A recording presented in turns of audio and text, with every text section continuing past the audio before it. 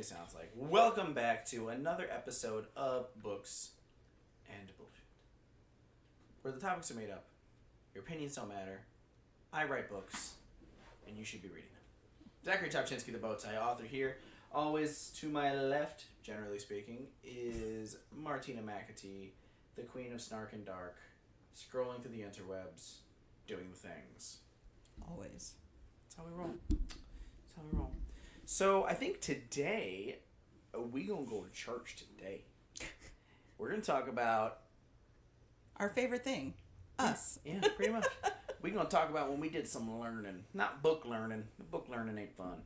But joining the author world, you kind of there's a lot of shit that you gotta fucking pick up and learn and roll with. And I think we're gonna talk about some shit that we learned. Yes. So somebody had posed the question of a topic being like surprising things about like the author community, like the writer community and things like that maybe readers would be surprised to know. But I mean, I think it all kind of goes hand in hand. There's so many animals in here. God, I'm so claustrophobic right now. Ty's just rubbing all over my mic stand.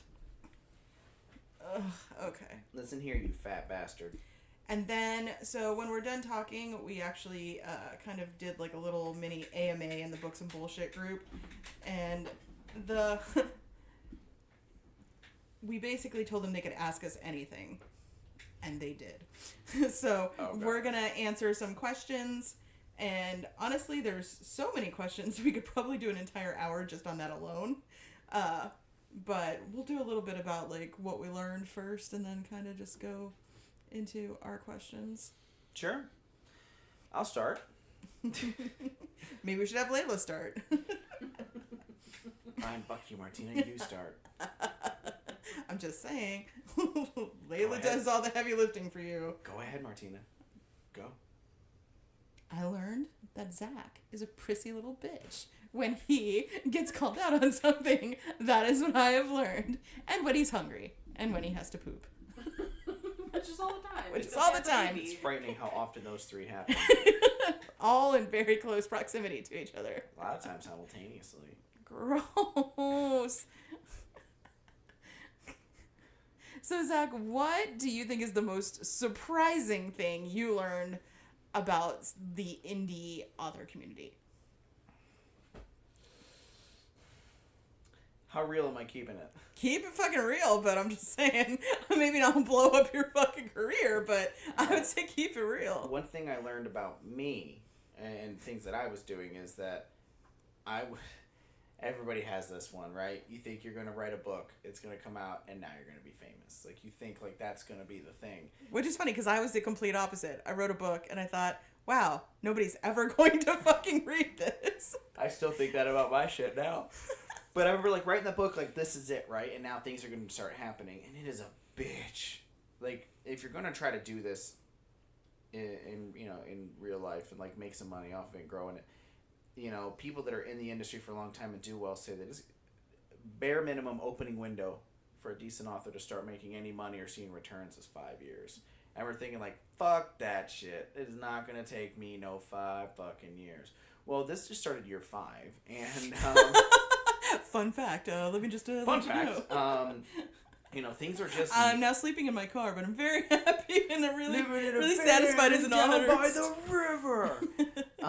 Well, no, what's interesting is some things, and not all things, but some things are just now starting to catch traction 5 years later. You know, they were right. And there's a lot of work that has to go into it.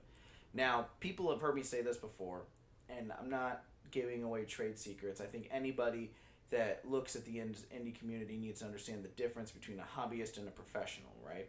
And if you want to write books and you want that to be your craft and your trade and your craft, or your traft, if you will.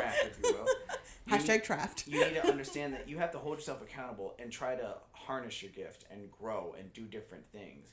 One of the biggest things I learned about the indie community as a whole is people do not do that. And I think that one of the biggest enemies in the indie book and author community are indies.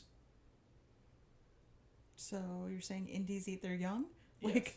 Yes.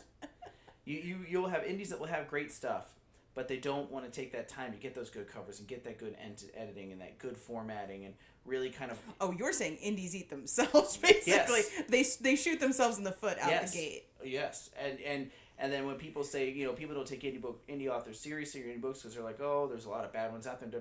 Well, there may not be bad authors, it may not be bad stories, but it just might be a bad looking product. And I think that a lot of times the biggest enemy to the indie community, I know we like to blame Amazon and the big publishers and everything, but are indies themselves.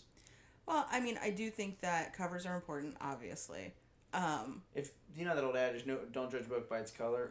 Well, everybody fucking does. Sorry. Everybody does.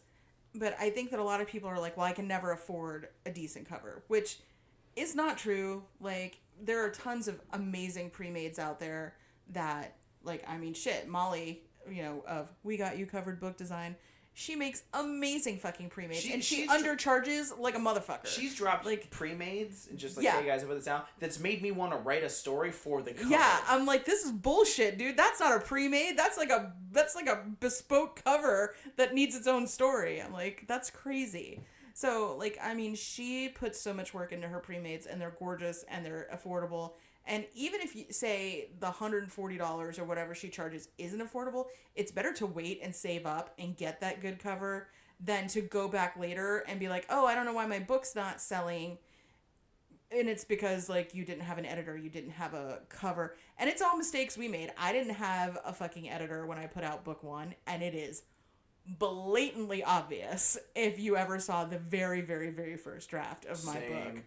Like, I was going to people that, like, oh, can you edit my book? Oh, yeah, for part-time, I worked as a teacher's aide in college grading English papers. An entomologist edited my first book.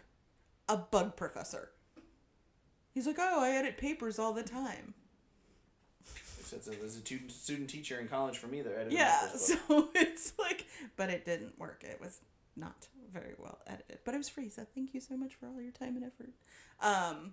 But looking back, like, I really thought I had, like, I know where to put all my money, I know where to do this, I know what the research, I know that it's all bullshit. You don't know what you don't know. Like, so until you're in it and you're in the fucking just thick of it and you've got, like, deadlines piling up and you've got, like, rewrites and you're writing one book and editing another book and fucking just, like, trying to just basically keep tap dancing as fast as you can, you don't really understand, like, what being an indie author is, because it's not like traditional publishing. Like, you don't get to get a big fat fucking check of an advance and then have a whole year to write your next book and then have a cover designer and an editor and all these people look at your stuff and then put in all this marketing and have this marketing plan and all this other shit.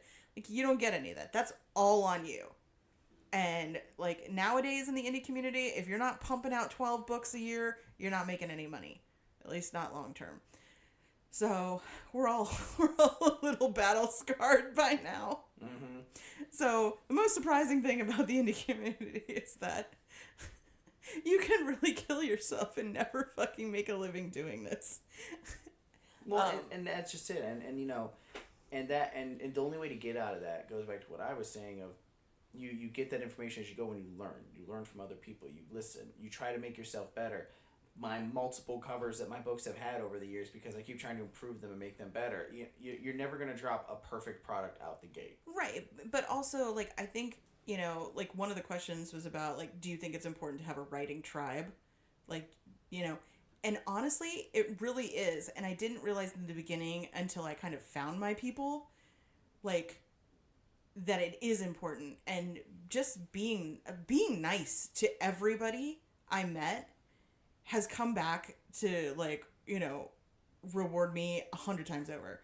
Like, I don't even remember how Molly and I became friends. Like, honestly, because she's so salty. Like, I love Molly, and she's one of the nicest people in the world.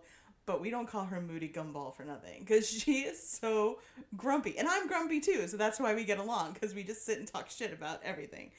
But getting past that fucking first firewall with her, I don't even know how it happened. I don't remember how we became friends. I don't even remember why we started talking. But my relationship with her has paid off for everybody in my tribe 100 times over. I've met amazing editors through other people who give me discounts for the publishing company because they really like the message of Seven Sisters. And, like, you know, like, so just finding my people and being loyal to my people and worrying about my tribe has come back to benefit me a million times Do over. you Like, remember on the note? I'm trying to pick up, but just popped in my head, and I have to ask. Do you remember when that person on social media stole your Seven Sisters emblem? And we fucking went at them. Yeah, I mean, which is so stupid because they were like some little no-name company in India, but I was just like, No. what the fuck? Like, I paid for that logo. Sort of. Molly made it for me. I don't remember if I had to pay for it or not. Probably, though. But probably not what anybody else would have to pay for it. Because she takes care of me. She's my bitch. Or I'm hers. I don't know how that works. Yeah. I mean, It's a mutual bitches thing. But yeah, no, I think that, like, and you'll see that in the author community. Once upon a time, we used to just call them cliques, but now we call them tribes because it sounds a little bit more friendly than the mean girl cliques that you used to run into in high school. right. Though there are some mean girls in the indie author community. And boys. This is not just by mean girls, I just mean, you know, unisex term, because there are just as many fucking people that are, you know, just guys and girls that just really think their shit don't stink. But there's also amazing people out there, so it just really depends. And the author community is funny because you'll find those people, and it's so funny how the world of books is so similar to any other industry. Like I was saying, like, I now see why some rappers, when they get big, they're always gonna have that one song of these people I thought were my friends and now I blew up and now I know who my real friends are, kind of deal. And it's funny because you learn like how many people are just there for you 1 minute and then gone the next. Well, like I said in the mini-sode about my ex-boyfriend rolling up in my inbox when I made USA Today bestseller, and you just out of nowhere was like, hey, it's really nice to see you succeeding at your dreams.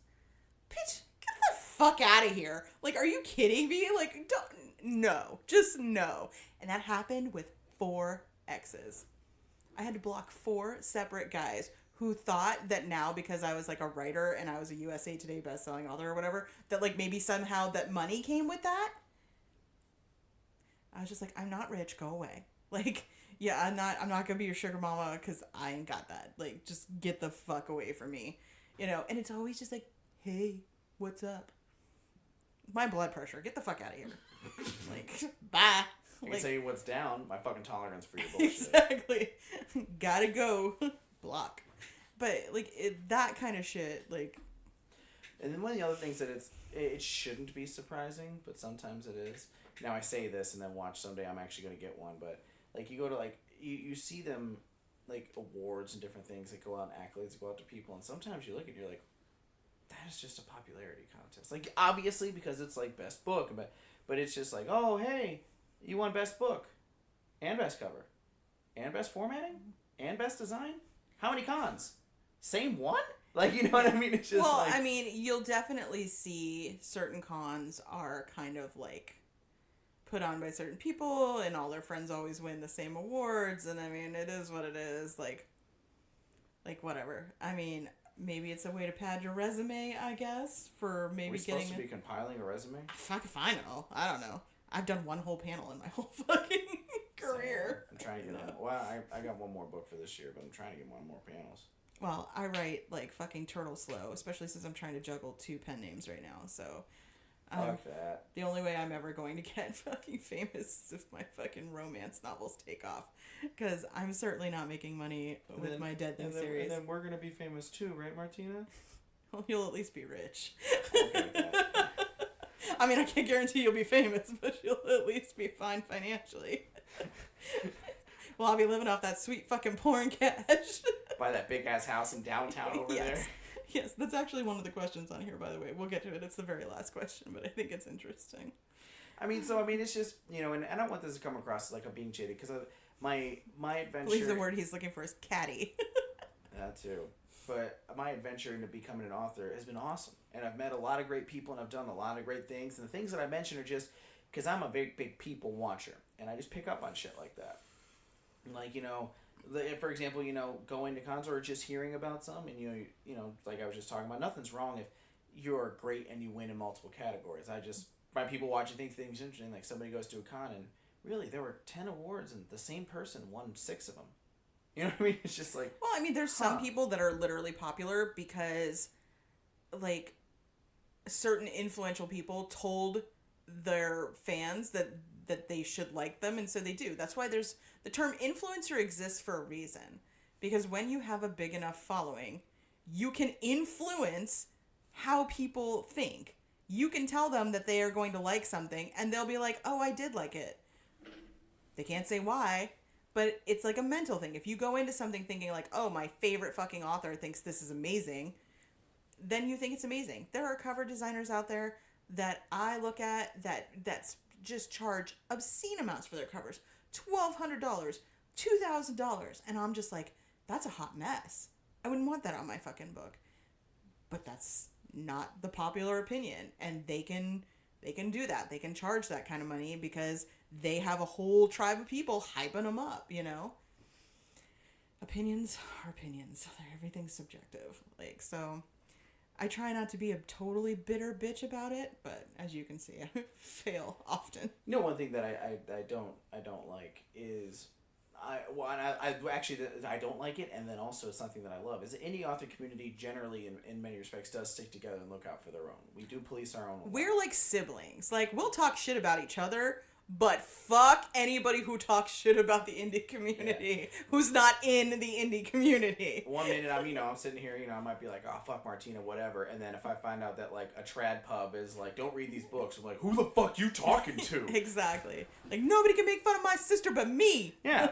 But then on the back end of that, one thing that drives me nuts is, one thing that we've made it a point to, because we're very fortunate in some things we've gotten in life, and we invest in certain things to learn certain things about marketing, and we go to some of these classes that are expensive, and then we try our best to help steer. We don't give away that information because that's a dick move, but we try our best to help steer our friends and associates in positive directions. But then you'll have some people that are, oh no, I know exactly how to fix other authors. I know exactly how to fix that.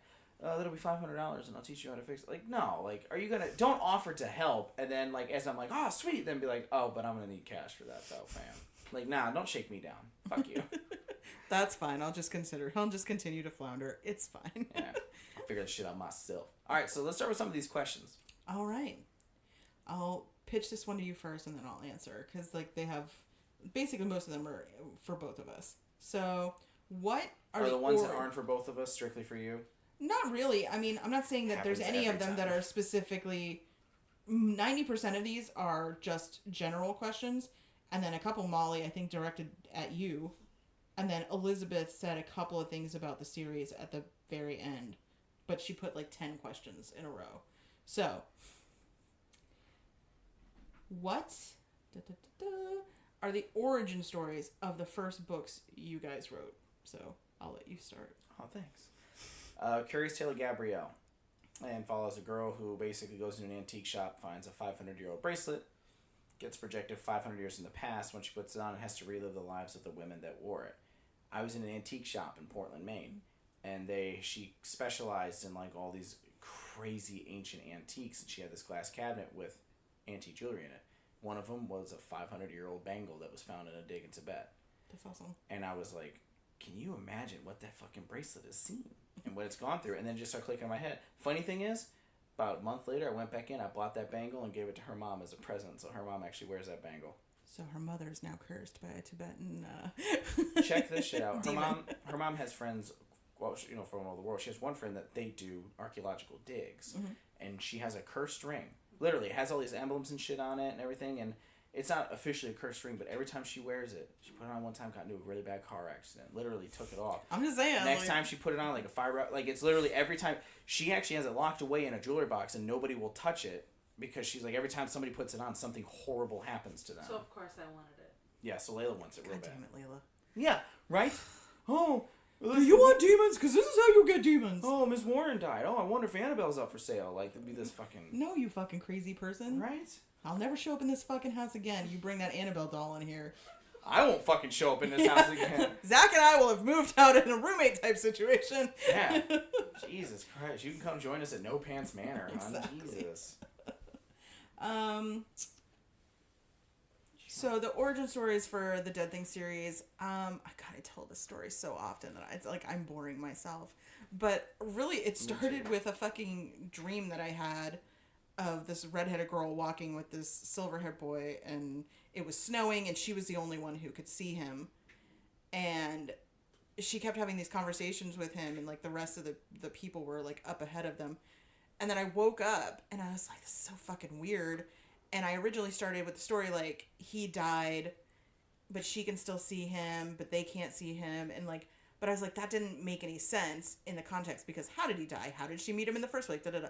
So through my just constant like note taking, asking myself questions, book 1 ended up like happening. So it started with a dream. I had a dream that eventually became book 1. Well, actually, it eventually became book 2. But I had to create book 1 to explain book 2. Fair enough. We already talked about the writing tribe. What advice do you have for new authors? Like one's publishing in about 2 weeks. It's Jane. Advice. Listen. Except to anybody on Goodreads. Never listen to them. God, advice. I'm serious. No, I'm serious. With me is listen to other authors and understand that 90% of the shit you're going to throw away because it won't work for you. Yeah. You're going to have to find your own way, but always listen, because you'll be surprised the small little nuggets you'll take on as a win. Also, with anytime you're in an industry where you like have to get other people involved, like editors and cover designers and nut shots by giant fat cats. Anyway, anytime you're in an industry where you have to rely on other people... Oh, God. Are you okay? He nervous farted in my face. Jesus, that's twice today. I'm going to get pink eye. You're definitely going to get pink eye. You're going to get pink eye in both eyes. And Layla's going to have to get you a seeing eye dog. That'll probably fart in my fucking face. Well, luckily you only have 2 eyes. It's going to get in my mouth. You can't have pink eye in your mouth.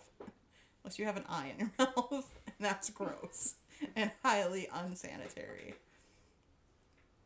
Again, as I was saying, like, I think when you have a book, it's like your baby. So even though you hire people like cover designers and editors and stuff like that, a lot of times people try to push their vision on your story.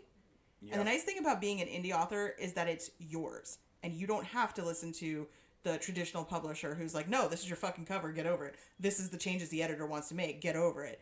Like, you have to learn on some level to say what you want, even when it's going to make for awkward conversations. Like, when Molly and I are doing covers for Seven Sisters authors, sometimes, like, we have these back and forths where I'm just like, you know, now, like, we're totally hive mind and we're just like, we're in it.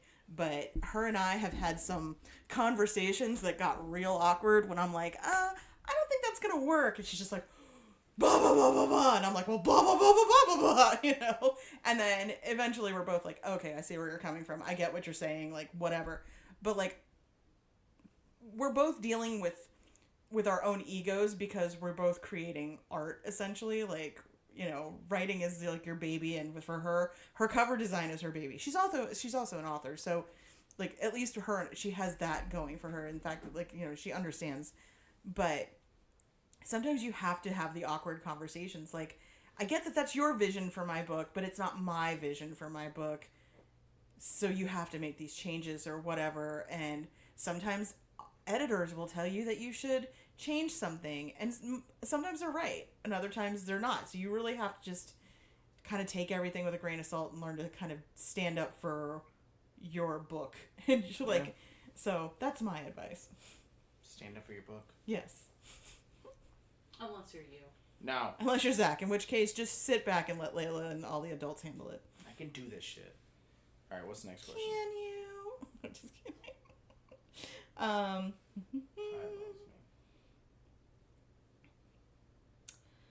All right, here we go.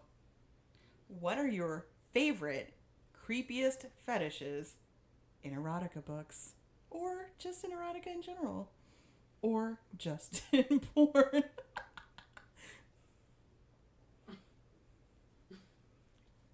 Can you put in the crickets noise here? I don't really.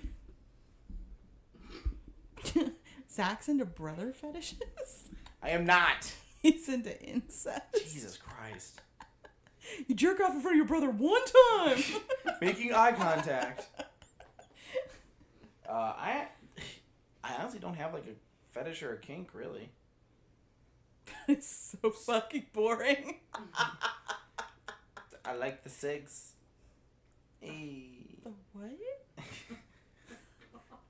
The what? I like the cigs. What's with the thumb action here? 3 thumbs? Boop. You saying you like butt stuff, Zach?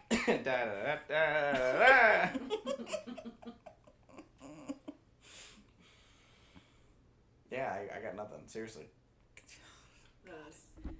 Huh? I don't think that's true. Oh! Let's go to the map. I was getting ready to say. I'm getting called out by the curtains here. What's one of my fetishes then? Come on. I don't know, but I don't know, but I am 100% certain because you're the type of person. Oh shit. That I'm about to get red right now. Yeah. you're the type of person that you hear about something fetishy or whatever, you instantly are looking up porn. You're the type of person that wants to see it. You used to send me those videos. Oh, yeah. Oh, okay, All the okay. fucking So, time. Okay, so that's let's fair. alter No, this slightly. What is the weirdest fucking thing you've ever looked up and just been like, what the fuck? Okay, as that's far as different. Well, no, porn? because to her point, I get what she's saying. When I hear about something, I'm like, wait, what? God, what's the weirdest shit I've ever looked up? Also, I'm pretty sure that if you were married to somebody other than me, you'd be doing all sorts of weird shit. Oh, I'm for pretty sure. certain. Oh, I'm for certain of it. sure. I think. I'm the boring. See, the thing is I'm the boring one. I mean, I don't think you're boring. I'm the boring one. Zach's just boring because Zach would be like 100% anything goes. I think there would be absolutely. a very, very small line Absolutely. that Zach would not be willing to Absolutely. cross. Like there would be like a Anything list of illegal. 5 things, but anything else he'd just be, what the fuck? Let's just see what happens. Maybe I'll like it. It's like a bar. No kids, no pets. Let's do this. Exactly. I am 100% certain that's how Zach is. And I'm 100% certain he has looked up some weird porn. I think the weirdest thing I've ever looked up, just to like wonder what the fuck it was. Actually, I do remember. It was right before I moved down. Actually, when the term started coming around, right before I moved to Florida, the term "chicks with dicks," and I'm like, You weren't sure what that was, Zach?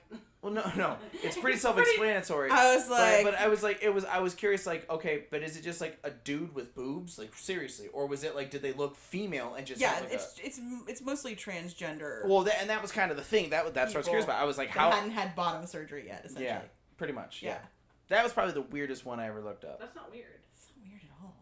It's so boring. Even I know that's not weird. And I know that answer is probably not the true thing. What? Oh my god. But that's This is fine, my you know? favorite thing ever. Layla's just like, I know you're a secret fucking freak. Just fucking tell everybody. It's not even a secret. Yeah, like you're a not so secret freak who's just not willing to come clean about what he's really But that's into. fine, that's fine. He doesn't That's need to come alright. clean on I'm getting like mad. I feel like mad attacked right now. Martina, go. I don't know that my fetishes are creepy, so I would have to say the creepiest. So, okay. Since she's saying in erotica books, I will tell you the stuff that I will read in erotica that I would like that doesn't really do anything for me outside of the context of the story. I read a lot of nodding porn because I read a lot about shifters. Mpreg. I've read a lot of male pregnancy books in the context of shifters because for some reason that's a very big trope in shifters male shifter books. Shifters would allow you to do that. Though. How does I've never read I've heard of MPreg, but I've never read it. How exactly does that come out? Like, how do they? Probably Depends. through the butt. Some people will do like a C-section type That's thing. what I was wondering. Some people have what we like to refer to as magical ass babies. Oh, butt baby. I was right. Butt Through babies. the butt. Yeah, butt babies. My friend Lynn writes fucking dragon shifters, and their betas, as they call them, lay eggs, which does not sound even remotely fucking sexy, and it's really not. But the fucking story itself is amazing. It's such a good book. The whole series is fantastic. I highly recommend it. But yeah, like, so I read a lot of that. I read a lot of daddy kink, a lot of age play, not play, but age gap, like one's 25 and the other one's like 45 kind of thing. I mean, but I don't think any of those are creepy. Some people would definitely think that, like, nodding would be creepy, but... You want to explain to people who don't know what that means? Oh, God, not really. Nah, it's come up before. She would explain. Oh, okay. Google it. Google images. Yeah, just... Oh, be careful. Make sure safe searches off. Good luck.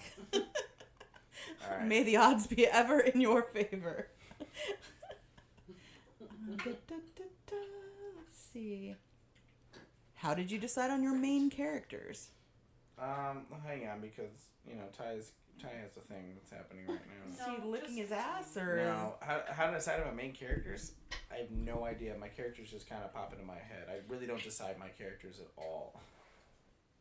what is happening over there? Because I can't see it. I can only hear it, and I'm sort of horrified. That's what it sounds like. Way to up your game.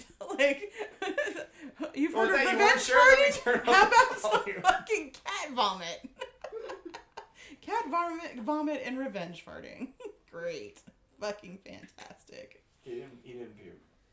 I don't really know how I decided on my main characters. I don't think I did. I think they just sort of, like you said, they kind of just evolved. Like, Yeah. just, I had an idea of who they were, and I wrote it out, and then as I wrote, they kind of wrote themselves. Like, a lot of things changed from the time, like, oh, this person likes this, and this person likes that. They just did whatever the fuck they wanted. Like, so much has changed. I still have the orange notebook that I took all my original notes in.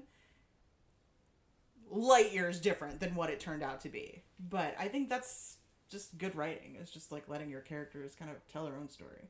Yeah, I'm very character driven myself as well. Oh, this one's directly for you, Zach. Ah, shit. Oh, yeah. If you had to be gay with any book character, who would it be? I'm looking at you, Zach, is what she said. Did you write that, Martina? I didn't. Molly did. Just as bad. If I had to be gay with any book character, any of mine, Any character. Any book character. Oh God, if you had to be gay with the book your own book character, I know who it would be. Maza. No. no. A doll, because a doll is Zach. Oh, Basically 100%. Zach. He would totally be gay with himself. What was the first thing I said when I read that sex scene? Yeah. I was like, oh, this is straight up wish fulfillment. Okay, Yeah. I got it. This is so Zach being Zach. Is that true? Fuck you both.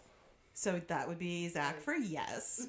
Zach would bang a doll. But your book characters, is there anybody just in general that you've read a book about? It can be your little graphic novels too. Okay, can you stop with the ball licking? I feel like, Not Zach. I'd have to say maybe, Zach too. not in my book characters, Dumbledore, so I can see what J.K. Rowling's always tweeting about.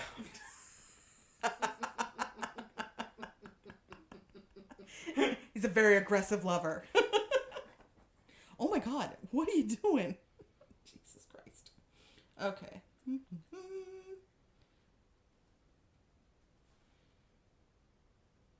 Oh, this is an interesting question, but I don't know if I would know the answer. What's the weirdest piece of information you've integrated into a character? Not into a character necessarily, but into a book. Curious Tale of Gabrielle, that whole series has a lot of weird little Easter eggs in it. And I'm a big watch guy. So in the first book, she's walking around Alexandra's little nerdy. loft, and she sees this pocket watch in this globe, like in like a display, and it says complication number 7, I think it is, and she describes it as this big pocket watch, and it's got all these exposed gears and skeletonized movement and all that other stuff. Well, that was a fun little Easter egg for one for me, but then two, that was the Marie Antoinette pocket watch that was made for Marie Antoinette. My second book took place in Versailles, and it was made for Marie Antoinette by another like royal that was in love with her, but it wasn't completed being made until after she was killed. And then it was put in museums, and the original pocket watch was stolen, and it was missing for years until it was found again. So I just kind of had that fun little thing in there, like, oh, is that the original one? And it's also a little bit of foreshadowing to where the next book's going to take place. I did a lot of stuff like that in that series. Well, as far as Easter eggs go, like, my book, anybody who's written it, they're riddled with pop culture references. Just, like, stuff that some people immediately pick up on because they're my age, and then others that are a little bit more obscure. But I think the weirdest stuff is all stuff that I got from mythology, like the whole Lupercalia celebration that I integrated into like book 2, all the Assyrian demonology and stuff that has to do with Silas's backstory, and the jinn mythology and all of that plays into his origins. Like, that stuff was all stuff that I had no idea about, but, like, as I started kind of deep diving into, like, the old school, like, Jewish mythology, old school, like, Sumerian stuff, and the, like, just the really, really, really, really old, Gothic demonology type stuff is, like, some of the stuff that I, like, layered in there that is probably more just for the nerd in me than anybody else. They're all just like, yeah, that's cool story, bro.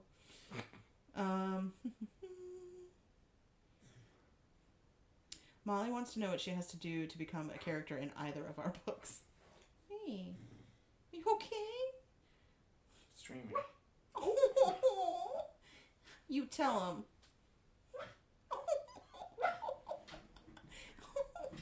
Look how concerned Loki is. It's okay. It's okay.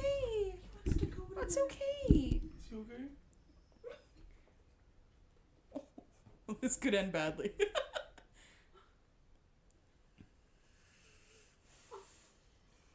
Oh my god, you guys, this is so sweet. I wish you could see it. Our dogs are so cute. He's just checking on the little guy. Good job, buddy. That'll do, Luke. Yes. That'll do. I mean... Oh, that depends. Do you want us to or not to kill you off? I think Molly would be very flattered if we killed off her character. Sold. I'm sure at one point Molly will make her way into my books. Almost everybody does eventually. Okay, I'm in the middle of making a book right now. I'll put her in it. Done, Molly. Yeah, done. Basically, yeah, done. Everybody's gonna be like, what the fuck? Why didn't I ask that question? What fictional character do you each think you're most like in your own books and in the wide world of literature? See previous answer. On the outside, I am definitely Tristan. On the inside, I'm more Ember. For sure.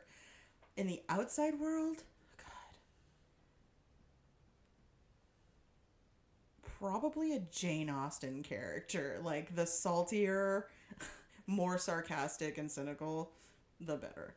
But if we're talking television, Daria, for sure. If anybody ever watched that show, she is me and I am her. Like, 100%. That's just me. She is my spirit animal, for shizzle. In my books, a doll. I think we've already covered that. Outside of my books, again, in literature, there's a character named Barry in the Resident Evil books that I would associate myself with. None of you listening will understand that reference, and that's okay. It's for me, not for you. Television and film, I don't know. Curtains, who do I remind you of in television or film? I think it's so funny that she looked at me. Like, You know who I kind of... But you looked at me almost like, should I be honest? You know who I kind of remind myself of a little bit? For not, like... For the... Somebody good looking and heroic, likely. For who he thinks he is. Denotso from NCIS. I like, knew he was going. he there thinks for he's one like note. he's like from a well-off family. All Ohio State people. My own family is. But then like he thinks he's king shit, but he just fucks shit up all the time, and he's just like really off par with stuff. But then he also has a lot of movie knowledge, and I quote movies like it's going out of fucking style. So I feel like I associate with him a lot. I can see that. Yeah, me too. If you had to step into the shoes of any villain, who would it be and why? In our own books or in general? They didn't specify. Do each. Well, since you're thinking about it, I will tell you flat out. If I had to go with my own books, Silas, all the way. Pansexual demon, able to create his own worlds, and chooses to create a fucking carnival. Sold. Like, 100%. In any books?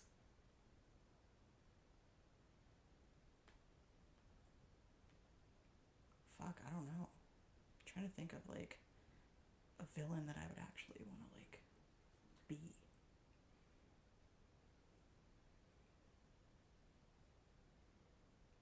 Yeah, I got nothing. I think in my books, a villain is a new villain that I just designed, the Plague Doctor. Oh, that would be fun. I don't even know anything about them, but plague doctors, that's just my jam with those masks and everything. 100% all up in it. Outside of my books, a villain I would play.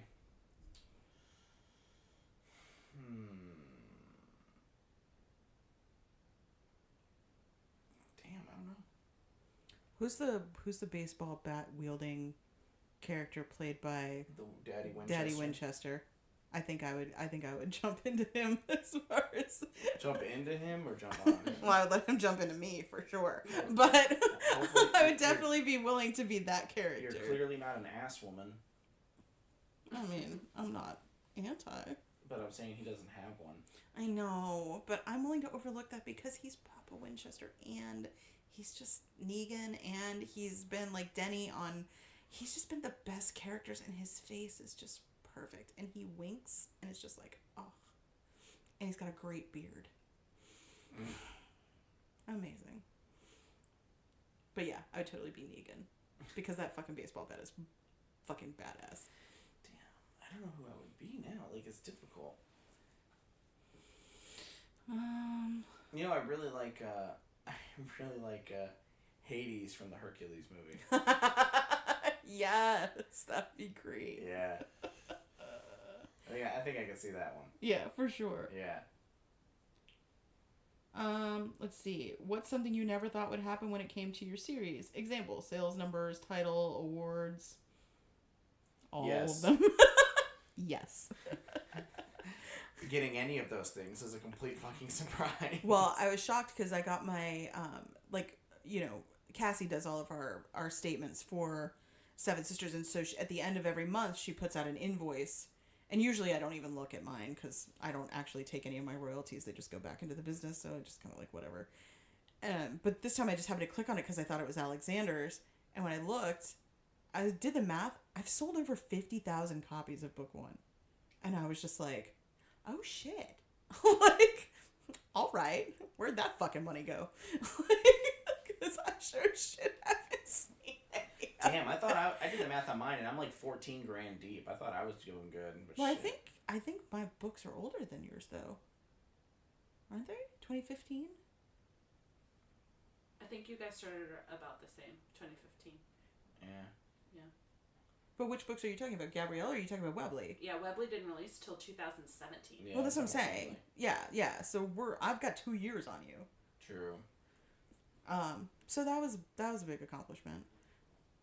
And I mean, getting the books into like the Teen Choice Awards and the Grammys and stuff like that was definitely something I never saw as being a possibility.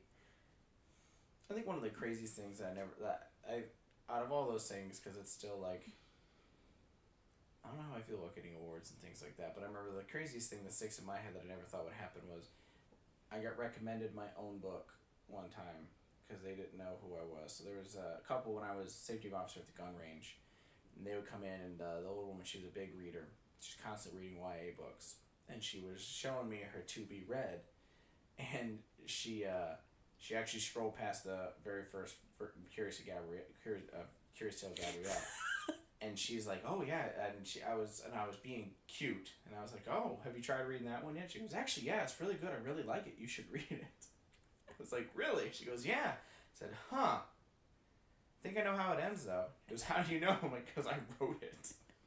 Well, that's how I felt when I was sitting at the table at UtopiaCon, and what's her name? Jackie Chaney was looking at my book, like she was flipping through it, and Nicole Green was like, oh, I love that book. Is that author here? I was like, right here. She's like, oh my god, hi. I was like, hi. We've been having lunch next to each other for like this whole time. That's cool. Thank you.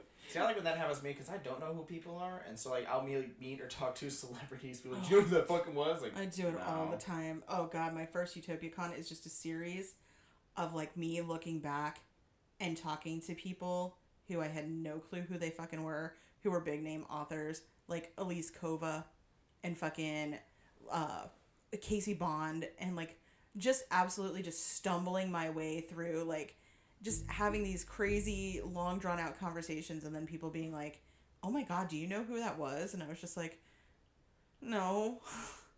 And they're like, oh my god, that's Elise Kova, or oh my god, that's Casey Bond, or oh my god, that's Stacey Rourke. And I'm just like, fuck, like, great, like, I'm an asshole. Let me go back and try to fix what I just fucked up. Yeah, like what did I say? Like, oh my god.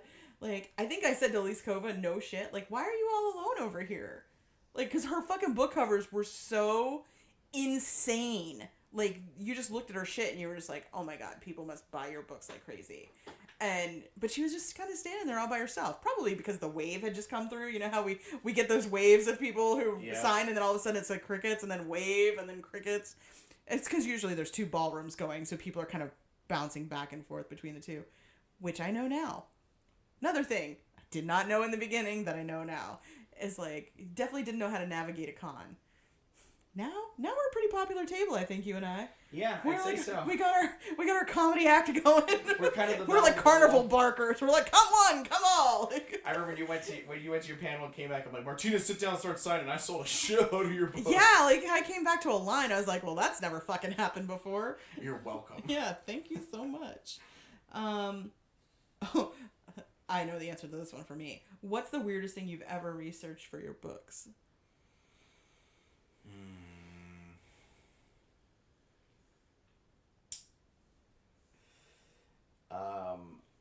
Honestly, actually, a lot of things that I found myself researching a lot were origins of things from Black culture. And the reason is because I met this really interesting part in my writing career where I was writing a Black character that was not from the United States.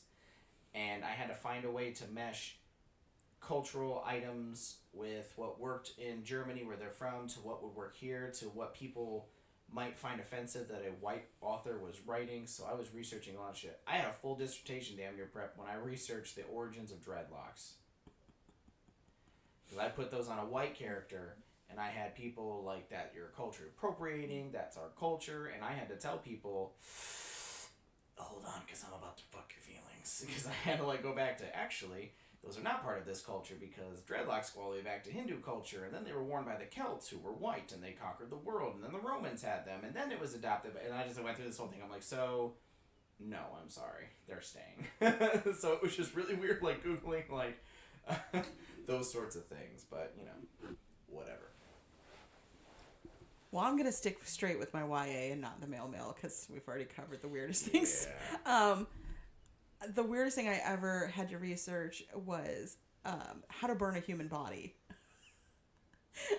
So it was right, yeah. At what temperature, what accelerant, Isn't 1,500 degrees or somewhere there to break down the bone? 12 or 1,500 degrees Fahrenheit, something like that? It needs to be pretty high, yeah. Yeah.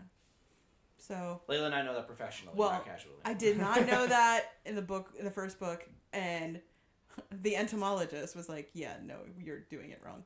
And I was just like, A, how do you know that? And B, I was like, look, it's fucking fiction, buddy. They're teenagers. What do you want from me? And then after that, every time I had to burn a body, it was just done with magic. Smart. Yeah. So yeah, but still, I had to look that up. I had to look up like poison gardens, like what what medications come from certain flowers. Like when they were trying to stop the bleeding on Donovan for a thing, like I was like, okay, he's got a fever, he's got this, but they don't have actual medicine. They have to do it using herbology. So then it was like, okay, like, looking up like foxglove and looking up like these sort of things to try to basically create medicine from herbalism, like with a little bit of magic thrown in, but trying to stick to it close enough to where somebody's not going to call me out on it, like, oh, this is fucking bullshit. Like, if it's fucking magic, fuck off. But still, I like to be weirdly accurate about things. So yeah, that's pretty much the weirdest thing I've ever. Have you ever had to explain your browser history to someone? Ari, author, research. Listen, I write porn. If you go diving into my browser history, you fucking get what you get. And I don't want to fucking hear you crying about it later. That's not my problem. I didn't tell you to go on my computer. If you fucking go look at my browser history, including you, FBI guy, that's probably all up in my shit. Like, you get what you get. So, happy hunting. Me, not really. I mean, I just look up really random shit for the most part for mine. I mean, that's about it. Like I said, looking up all different things for like black culture and things privately. Like that. Looking up like Hindu culture, just a lot of like asking really, really dumb questions. Like, hey, is this word offensive? Like, and then reading through all these different articles of like, oh no, this word is offensive here, but it's not offensive there. And you'd be surprised how much shit is considered offensive in the United States and nowhere else in the world. Or maybe you wouldn't be surprised. I was surprised. Nothing surprises me. Yeah. No, that video surprised me. The Skittles one? The Skittles one. I think that was the first time I've been surprised in so long. Write that in your book. Right? All right. What's the weirdest thing that's ever happened within your fandom? And then, as an example, she said, John being your daughter's wife and me being the consenting side chick. That's very much an inside joke in my fucking Deadlings group. But weirdest thing that's ever happened in the fandom. There was the one post that somebody put up on my birthday, where, very well-meaning, they said, it's Martina's birthday, join us in worshiping her. Which was very well-meaning, and everybody was very nice about it. But for the rest of the day, my sister and my niece followed me around Home Goods going, make way for Martina McAtee! It's her birthday! Join us in worshiping her! For an hour. It was awful. So, that's probably the weirdest that's ever happened. And there's been a lot of weird. I don't have a fandom. Oh, bullshit. You've got plenty of people in your books and bow ties fucking group. I honestly don't get nothing. And even I'm looking at Layla and she's shrugging. I really don't get anything interesting. I mean, I'm just saying. I could think of a couple weird things that happen in your group, but not without calling anybody out. So we're just gonna move on. Yeah. Okay, or what's the strangest fan encounter you've had? They weren't my fan. They thought I was you. No, well, but they thought you were somebody else. Yeah, that's right. And then they found out that I wasn't that person. They became so embarrassed, they deleted instantly, right there, all of their social media and disappeared. Thank God they eventually came back, because they're one of my favorite people, who I hardly ever see anymore. I hope he's okay. But, yeah, that was definitely a weird thing. Yeah. You also have another weird encounter. Which one? Your stalker? That liked to hit on you in front of... Oh, you mean that random person at the con that shall not be named that tried to sleep with me in front of my wife and one of our best friends, even though she knew that was my wife, and so did everybody else? I'm sorry, but if you've recently went through a separation or divorce, that is not an excuse to be an insatiable whore, man or woman. I'm just saying, that's definitely Just a weird saying. fan encounter. That is a weird fan. That is a fan encounter I've never encountered. I was nervous. Nobody's ever tried to jump my bones. I was nervous that I was going to get finger banged. Like it was nerve wracking. I had to hide for a lot of that. Although I will say, to be completely honest, the three of us on the biggest bed I've ever been on in my life, with a row of food between us as like we're writing and editing and doing things. When it's 60 degrees in there and Chip and Joanna totally Gaines made are the on whole television. thing almost worth an 18-hour drive for no reason. Totally dope. It was awesome. Yeah. Next time we'll just go to a We, place. yeah, we Yeah, could- next we'll time just go get a local. hotel room together and eat. We should do that one time. I'm telling Just you. have like all the food like, fuck it, we're just going to a hotel, we're gonna eat. and the sleep big in their cold- big fucking bed. Sleep in a and big ass bed, and then we're never gonna leave the room. It's gonna be room service Me too. only. That's how I knew you were my people. And they were like, oh, they're meeting for drinks downstairs. Do you want to go? I'm like, nope. They're like, great. Neither do we. Yeah. Perfect. We were Let's already order room looking at service and watch HGTV. Yeah. Right. Neither do we. We were already looking at the room service menu. Sweet. If you had to choose just 3 foods and 1 drink to live off for the rest of your life for author fuel, what would they be? Well, Zach's going with Monster and coffee. I only get one drink. Oh, fuck. Oh, fuck. You're fucked. I'm gonna go with Monster. I'm gonna go Monster Energy. Then for food, I'm gonna go with pizza rolls, tacos, and burgers. No. Not those hot Cheetos. Yeah, that's I was just gonna say. Hot No. fries? Pizza rolls, tacos, and flamin' hot Cheeto fries. I hate flaming hot Cheeto fries, but I do love fucking Cheetos. I don't love fucking Cheetos. I just love Cheetos. Well, That is we not can a still kink. go back to kinks. That is not a We can kink. Still go back. Messy. Messy. For me, I guess, obviously, my refresher, the strawberry acai refresher from Starbucks would be my 1 drink. And, 3 foods.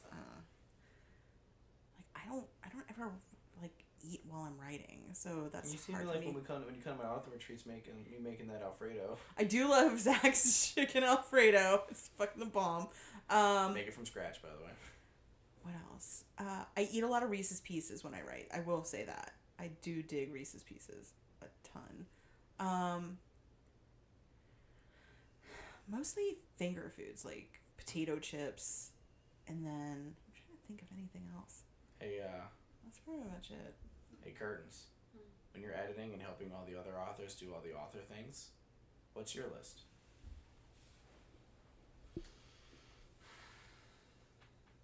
It's such a sad sigh.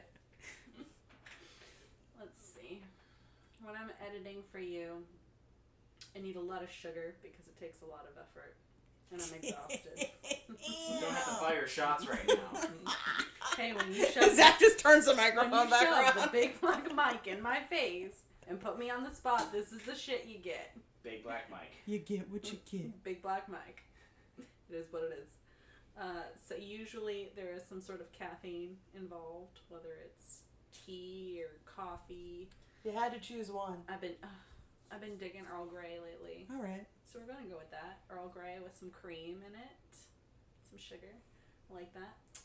She likes Earl with some cream in it. Hey, I like Earl Grey with cream in it too, It's and delicious. sugar. It's delicious. Agreed. Especially if it's a vanilla Earl Grey. I really like I'm down that. with that. And then I need sugar. I need lots of sugar. So it's usually Refrigerator cookies. refrigerator cookies. Oh my goodness. If you live in the South, or if you live anywhere where there is a Publix, you need to go to the Publix. You need to go to their baked bakery area, and then you get the little container of chocolate chip cookies that they bake there, the ones that they make at Publix, and not the little ones, not the medium-sized ones. Gotta You get get the the big big ones. They taste better than the others, and I don't understand why. And then you put them in the refrigerator for a couple of hours till they get cold, and they're fucking delicious. Anyway, so chocolate chip refrigerator cookies. How many foods am I allowed 3. to have? Okay. You got one.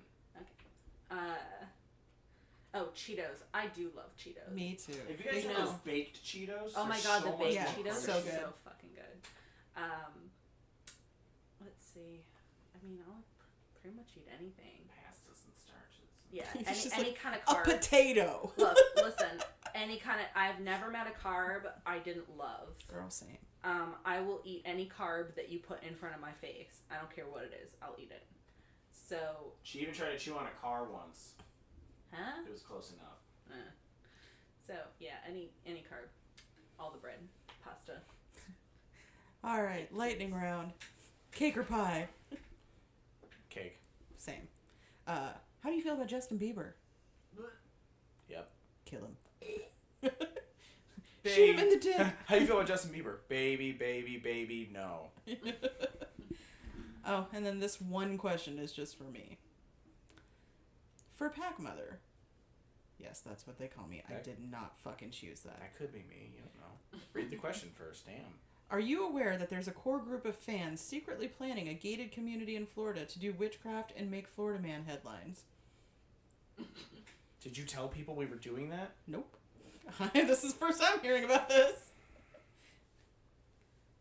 My cult is coming together very nicely. It's like American Horror Story.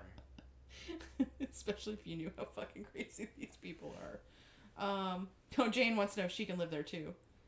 I mean, honestly, we'd have a very nice little co-op going on with the amount of people we have. Actually, we would be at the two biggest houses on the top of the hill that look like the Practical Magic House. They would come and offer us, sacrifices in money exchange for books. Don't think we're allowed to do that. I think it would end up being more like a serfdom, where we have to be the benevolent people who make sure all of our kingdom is maintained. Right. Or everybody has to fucking do a job. We all have to get used to rabbit food. Or figure out how to grow Reese's Pieces and Cheetos. You just plant them. And that, my friends, is the end of this Q&A.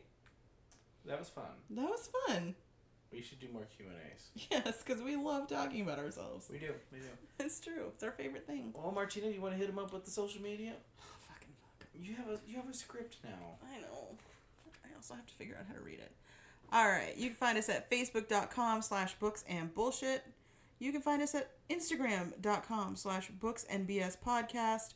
Or you can hit us up on twitter.com/booksbullshitp1. Also, if you guys like this stuff and you want more stuff, raunchy stuff, videos, really good stuff. I know, you're thinking to yourself, can they get more raunchy? Yes. Hold our beer. Yeah. Watch this fucking shit. Go check out our Patreon. And there's a couple different tiers in there, ranging all the way down to $1. Everybody can give up $1, right? For $1 a month. Right? For $1 a month, you can feed 2 starving dogs. Yes, exactly. For just $1 a month. It's not even 15 cents a day like some organizations. Exactly. Fucking Sarah McLachlan, eat a dick. I was You gonna need say, $1 a month. Can we have Sarah McLachlan? Angels. It's a sick dog. Fuck you, Sarah. You think Sarah McLachlan now cries over her own song? You're just like, oh, I thought the heroin was bad. I heard that song. Layla knows this because it was her junior year, my senior year. So many fucking kids died at our high school. We heard that song almost monthly on a memorial. It's just funny that how hostile you were. Well, no, because so many of these fucking kids died. No, they fucking did. assholes. So it was Wesley Chapel High School, 2006, 2007. So many kids died that universities were doing studies on the statistical anomaly of that high school because it wasn't one incident or ever. 2 kids died in a plane crash. Throughout the year, 6 kids died in car accidents. 3 kids were murdered by gang members because they tried to steal drugs for them. There were 2 suicides. It was nuts. They started planting a memorial tree with the first guy that died. His initials were TNT. Mm-hmm. And then by the end of the year, it was a memorial garden. And that's not even a joke. That's dead ass serious. I'm sorry, but when you start throwing out his initials for TNT, what did you think was going to happen? It's true. All right, well, that's all we've got for this episode. Thanks, guys, for coming around. We'll catch you guys on the next one. Go to the Patreon and check out some more fun shit we got there if you didn't get your fix on this one. Peace. Later.